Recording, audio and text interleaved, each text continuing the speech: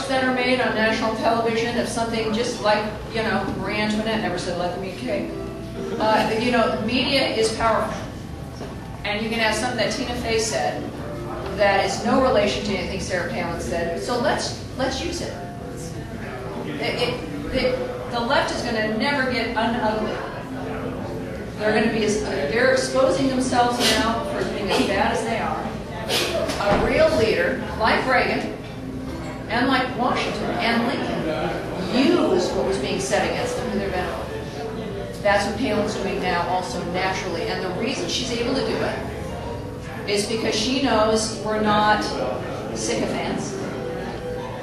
She knows that, if I may presume, I've got to presume she does because of her actions, that she has, for some reason, the power of what this must feel like. Americans are with her. And the nature of who she is. Now you see polls, oh, her negatives are high, and this is crazy talk. I'd say that the polls at this point probably aren't that trustworthy a poll. Any more than anything else you hear in the mainstream media. All right? What you can trust is the way Americans have reacted to Barack Obama, how that is translated into the power of Sarah Palin. Oh, her power is only with the base of you know, those Republicans. When in fact, it is the Tea Party movement is a reflection of what Palin represents, which is pretty much everybody. When you look at the polls of who identifies as Tea Party supporters, it's now over 25% of the average American, despite the attacks on the movement. It's Republicans, it's Democrats, it's independents. It's all of us. It is an awakening of the American mind. And I think that, regardless of what the polls say, Sarah Palin knows that she represents something larger than herself. I don't know how anyone of any integrity, and with her background and faith, can deny the importance of the moment.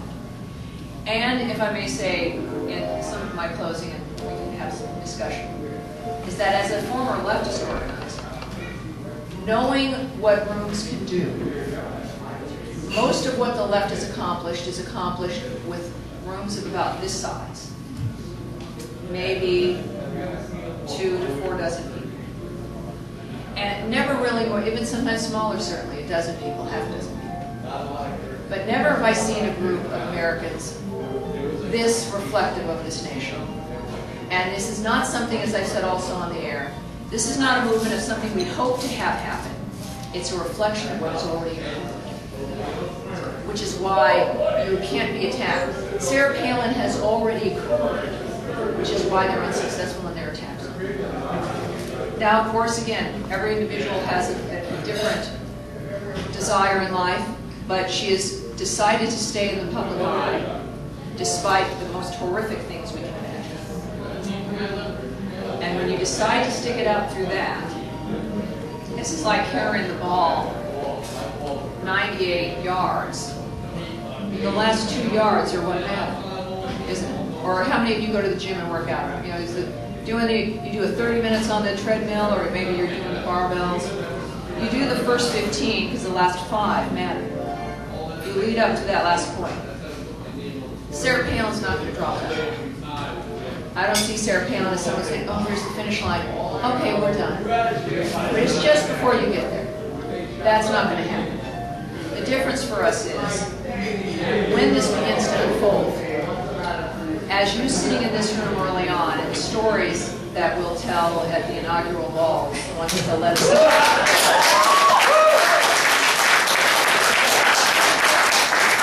a video so that maybe we can all get into this, you know, the non-cracker inaugural ball.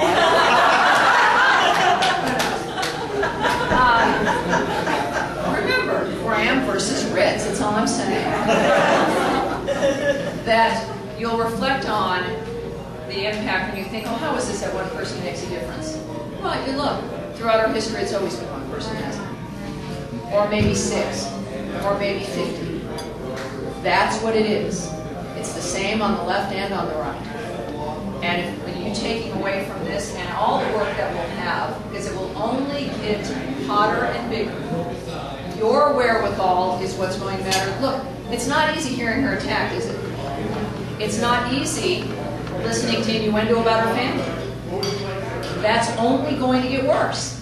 And partly of what I shamefully helped manage on the left, because the left doesn't want to have to answer details by people on the right, is to make people on the right too uncomfortable to go on. That was the strategy. That was an actual strategy. Frighten them into submission. Because if they got past the point of submitting, we were in trouble. Right? You've got to stay. Do not blink. Do not look away. And the attacks on Sarah Palin are effectively attacks on all of us, and they know it. And would you rather turn away? All of us would. All of us have it somewhere. Because it's like, who needs this crowd? This nation needs us to withstand it. Like, we need Sarah Palin as she has withstood it. It's a big thing to ask. We've asked this young man to put on a uniform and risk his life for, yes, his own family, but mostly for strangers. And very often strangers don't appreciate it. We do these things all the time. And we have to do it one more time, no matter how uncomfortable. That will be the only strategy, I guarantee you right now. They will lie. They will threaten you. There will likely be violence, as I've seen manifest, and as I know within the organizing structure. They'll try everything. And now, of course, you don't hear anymore, you don't see those Tea Party, is the Tea Party relevant? Will the Tea Party last? You don't see those headlines anymore. Now what you see, like even on CNN, is the Chiron Tea Party favorite and congressional nominee. Tea Party favorite this, Tea Party endorsed, Tea Party candidate. No longer do they wonder, because the Tea Party stayed. They went past that point of submission. Sarah Palin has done it as well, but she can only win, and they know it, if we stay. And that will be the challenge. That's why a group like this is important. So that you can have various of us, we have various life experiences, various commitments. We'll find in each other's faces and arms and hugs and smiles and drinks the courage to go on, as they did at the founding. I think they had a few drinks at the founding. I think when they founded the Marines, where was that tavern in New York, I think they were drinking. I think as we are hitting 50 or into our 50s, we're going to be drinking. Now that I've had my speech, I'm probably going to be drinking. Sorry everyone watching on YouTube. Look, it's this kind of fellowship. We could call it a fraternity or a brotherhood or whatever. In the past it was only men, and in the past it was in secret. But now it's all of us. With this world, and unfortunately, I guess fortunately and unfortunately for her, one young woman, her parents are watching her with a unique life experience, is in this position. I'm not going to take that for granted. And I'm going to use and look to President Washington and President Lincoln and President Reagan